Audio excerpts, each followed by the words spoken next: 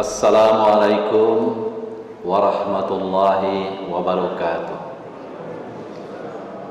Alhamdulillahi rabbil alamin wal aqibatul lil muttaqin.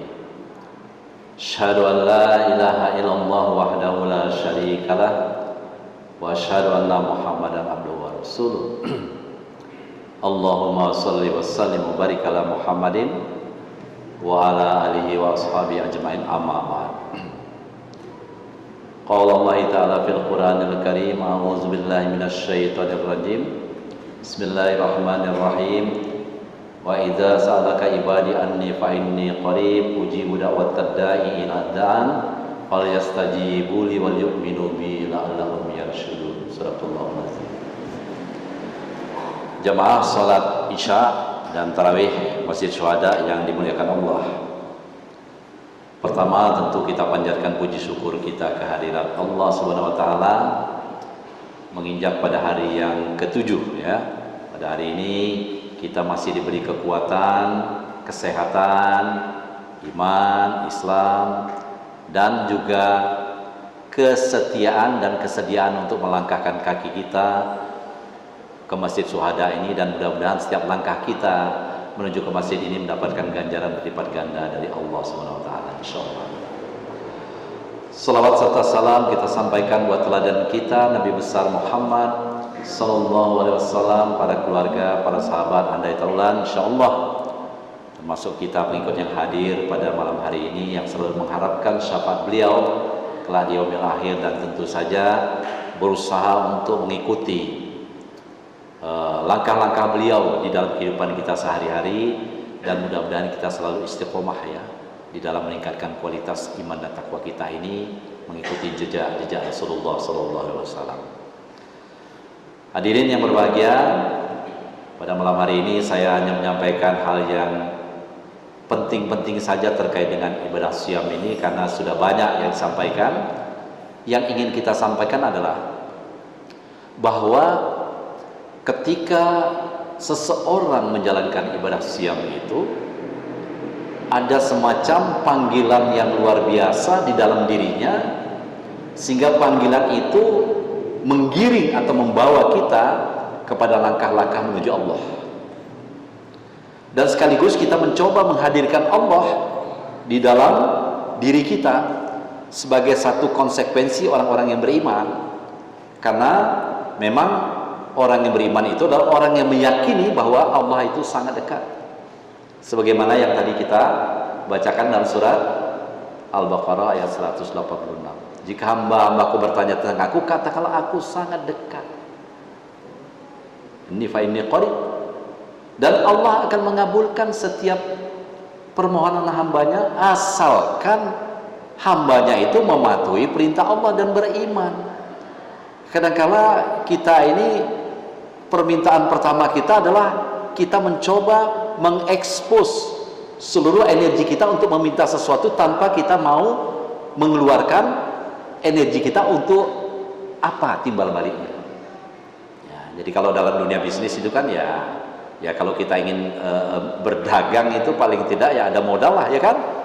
Gitu juga kalau kita ingin meminta sesuatu ya, masa kita minta sesuatu tapi kita tidak memberikan sesuatu, take and give lah ya. Ramadan inilah kita melakukan latihan take and give itu. Bagaimana kita mencoba mendekatkan diri kita kepada Allah dengan riyadhah yang luar biasa, tapi sebetulnya ya itu bukan sesuatu yang prestasi banget lah.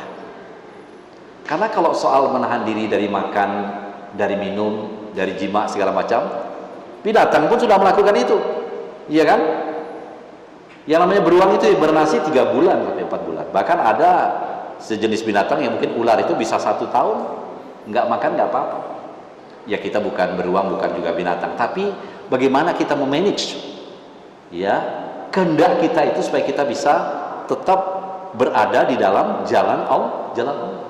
Nah ini yang kita lakukan. Maka kalau kita cermati ayat 183 itu kan sebenarnya tidak ada subjek yang memerintah itu ya. Ya ayyuhallazina amanu kutiba alaikumusiyam kama kutiba alal ladzina min qablikum la'allakum tattaqun. Tidak ada subjek yang memerintah. Menurut tafsir Al-Misbah itu ada maksudnya, supaya manusia memiliki kesadaran untuk mewajibkan dirinya walaupun tidak ada yang memberi perintah implisit, tapi kita mewajibkan diri kita. Nah, untuk itu kan diperlukan tekad. Sebab kalau kita sendiri nggak punya tekad, bagaimana? Yang namanya keimanan itu bisa goncang satu ketika, ya, apalagi dalam dunia modern sekarang ini, ya, dunia gawai, second reality, dunia dunia virtual dan lain sebagainya.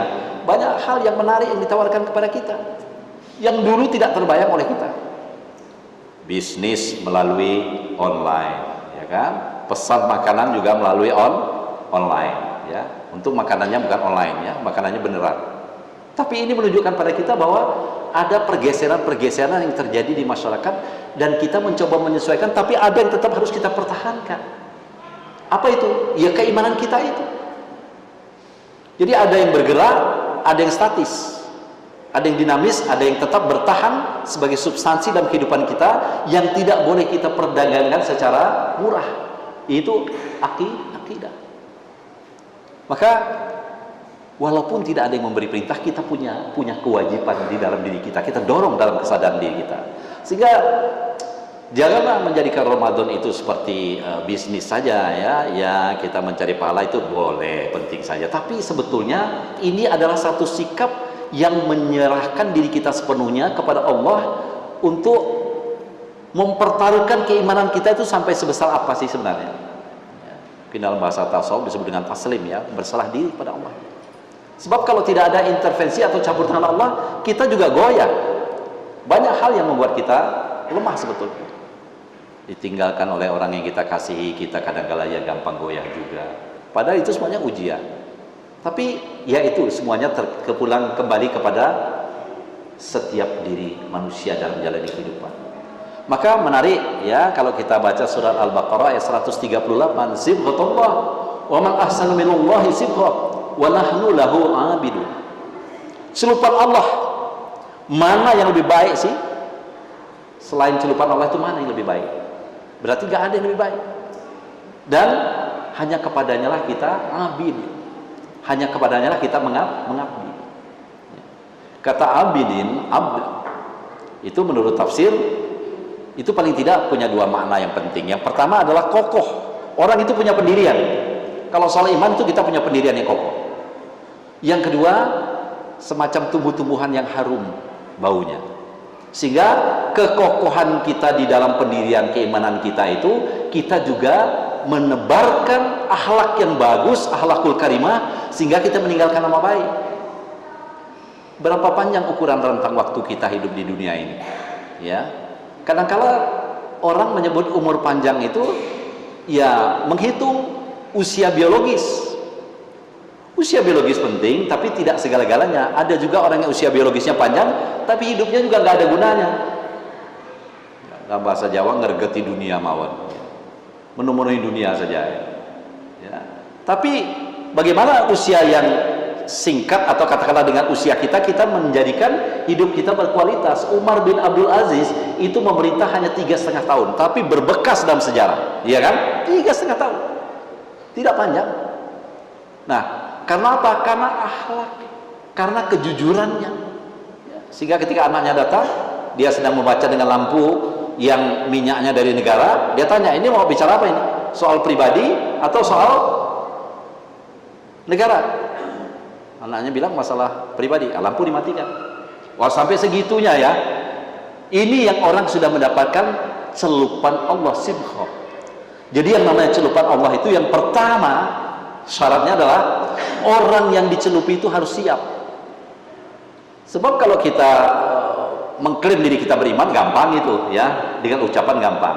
Tapi kan banyak juga orang yang hanya mengatakan tapi tidak mampu melakukan. Kabura maqtan indallahi an taqulu ma la taf'alun. Allah murka dengan orang yang hanya mengatakan tapi tidak melakukan.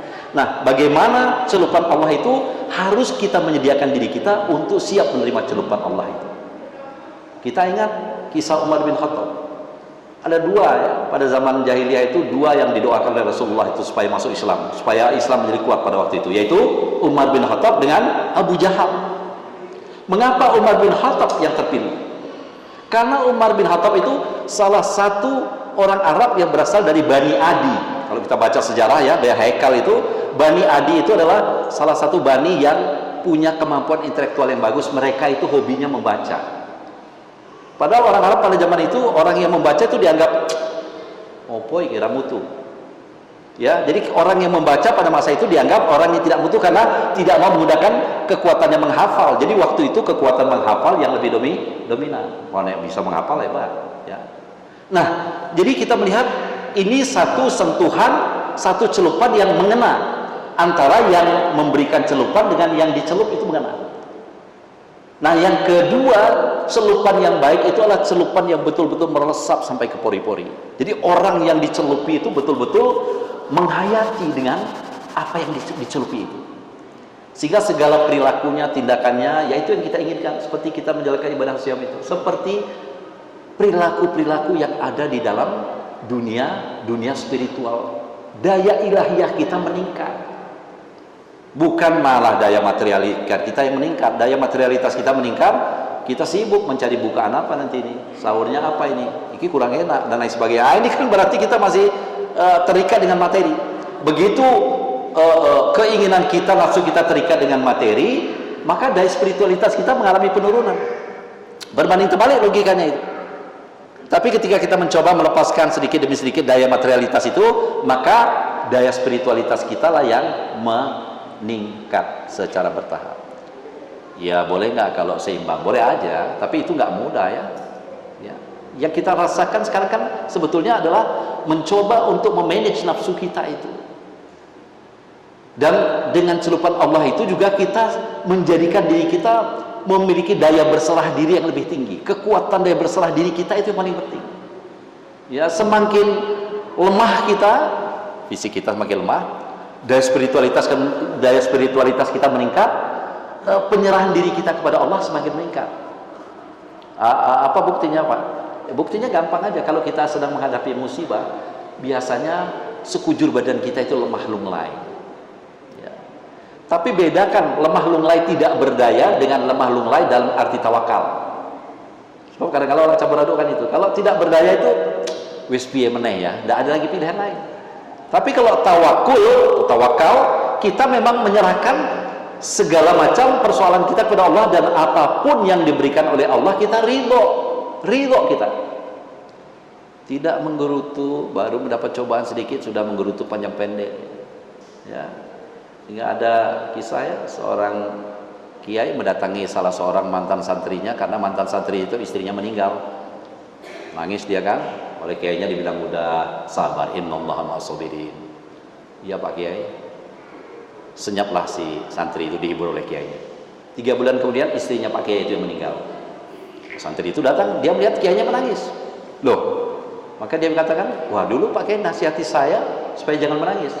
Lah, biar si ninggalkan bojomu ini bojo kue.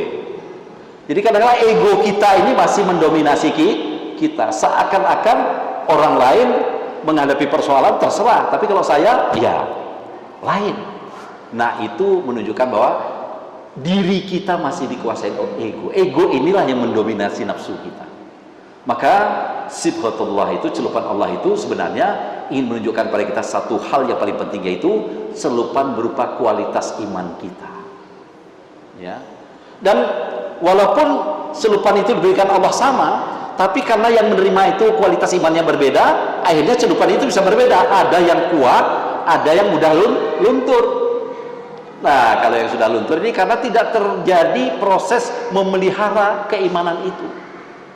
Ya, nah kita dimintakan memelihara keimanan itu dengan menjalankan ibadah siyam ini. Kita rajin membaca Al-Quran, mencoba memahami maknanya, melaksanakan apa-apa yang diperintah oleh Allah, menjauhi hal-hal yang dilarang oleh Allah, ya, menghayati kesulitan orang-orang kaum du'afa dan lain sebagainya dengan berpuasa itu terasa nggak pada kita? Kalau sudah terasa berarti sifat itu dapat, tapi kalau enggak ya biasa aja. Seakan-akan itu rutinitas dari tahun ke tahun, nggak ada sama sekali getaran atau greget di dalam diri kita. Nah itu berarti kita ya rutinitas aja kita ada. Ya hidup memang rutinitas. Tapi bagaimana kita berorientasi pada penekanan yang kuat ketika kita menghayati celupan Allah itu yang menjadi persoalan. Maka yang terakhir dari saya ingin mengingatkan bahwa melatih diri secara istiqomah, walaupun itu kecil-kecilan, itu aja lebih baik daripada kita melakukan perbuatan spektakuler tapi cuma satu kali. Ya, seorang atlet tidak pernah mendapatkan kecepatan larinya itu secara mendadak. Begitu dari lahir langsung lari, nggak bisa. Ya. Ada satu kisah ya, di daerah tertentu di Kalimantan itu ada satu suku Otsiau yang memiliki kecepatan lari luar biasa karena mereka biasa mengejar kijang. Jadi kijang itu mereka kejar. Nah, oleh pimpinan daerah di sana, wah ini kalau dibikin atlet bagus ini, direkrut, dimasukkan TC. Kira-kira bisa jadi juara nggak? Pertanyaannya, bisa jadi juara nggak kira-kira? Tidak, karena motivasinya mengejar kijang. Dengan mengejar piala itu lain. Piala gawe opo? Lain.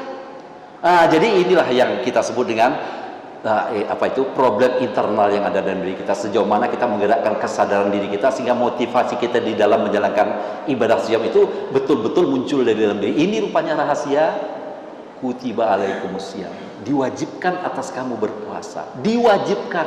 Kamu harus menggerakkan motivasi dari dalam diri kamu. Bukan karena dipuji orang, bukan karena dilihat orang, bukan karena euforia, kepengin tarawih rame-rame dan lain sebagainya. Bukan cuma itu, tapi memang ada sesuatu yang mendorong kita untuk hadir di sini dengan kesadaran penuh sebagai hamba-hamba Allah yang beriman.